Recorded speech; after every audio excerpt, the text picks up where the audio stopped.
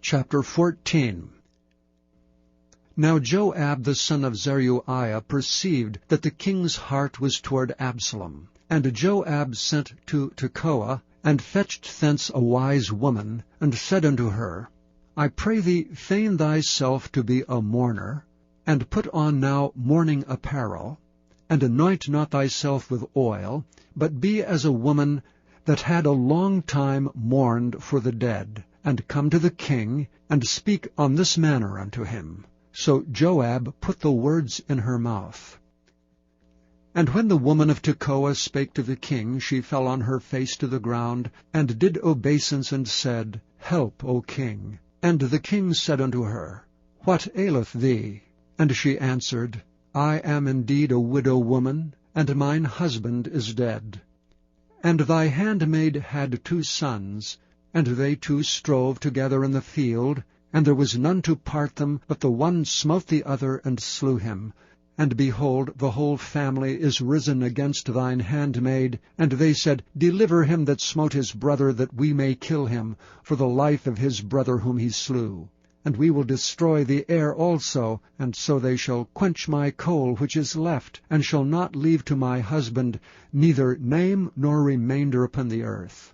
And the king said unto the woman, Go to thine house, and I will give charge concerning thee. And the woman of Tekoa said unto the king, My lord, O king, the iniquity be on me, and on my father's house, and the king and his throne be guiltless. And the king said, Whosoever saith aught unto thee, bring him to me, and he shall not touch thee any more. Then said she, I pray thee, let the king remember the Lord thy God, that thou wouldst not suffer the revengers of blood to destroy any more, lest they destroy my son. And he said, As the Lord liveth, there shall not one hair of thy son fall to the earth. And the woman said, Let thine handmaid, I pray thee, speak one word unto my lord the king. And he said, Say on. And the woman said, Wherefore then hast thou thought such a thing against the people of God? For the king doth speak this thing as one which is faulty, in that the king doth not fetch home again his banished. For we must needs die, and are as water spilt in the ground, which cannot be gathered up again. Neither doth God respect any person, yet doth he devise means that his banished be not expelled from him. Now therefore that I am come to speak of this thing unto my lord the king, it is because the people have made me afraid. And thy handmaid said, I will now speak unto the king. It may be that the king will perform the request of his handmaid. For the king will hear to deliver his handmaid out of the hand of the man that would destroy me and my son together out of the inheritance of God. Then thine handmaid said, The word of the Lord the king shall now be comfortable. For as an angel of God, so is my lord the king to discern good and bad. Therefore the Lord thy God will be with thee. Then the king answered and said unto the woman, Hide not from me, I pray thee, the thing that I shall ask thee.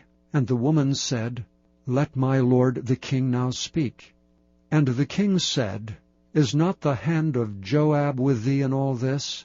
And the woman answered and said, As thy soul liveth, my lord the king, none can turn to the right hand or to the left from aught that my lord the king hath spoken. For thy servant Joab he bade me, and he put all these words in the mouth of thine handmaid. To fetch about this form of speech hath thy servant Joab done this thing. And my lord is wise, according to the wisdom of an angel of God, to know all things that are in the earth.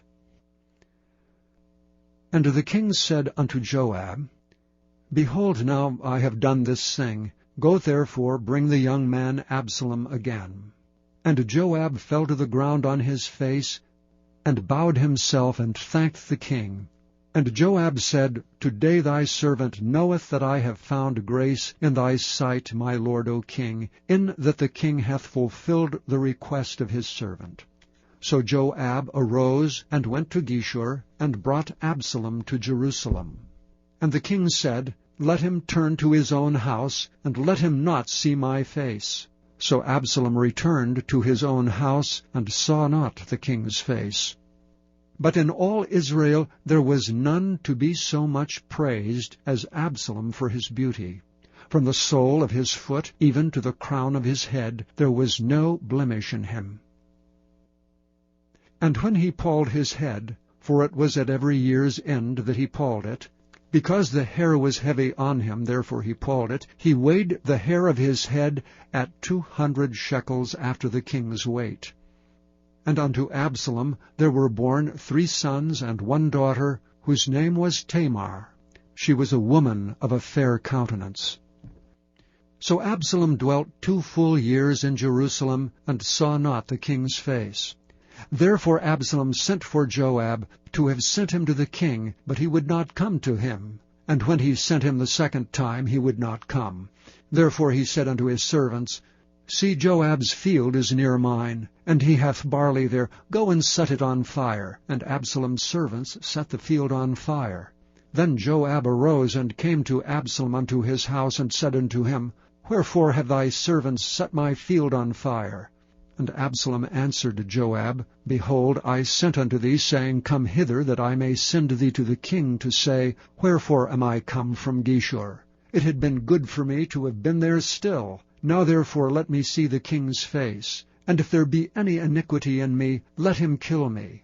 So Joab came to the king and told him. And when he had called for Absalom, he came to the king, and bowed himself on his face to the ground before the king.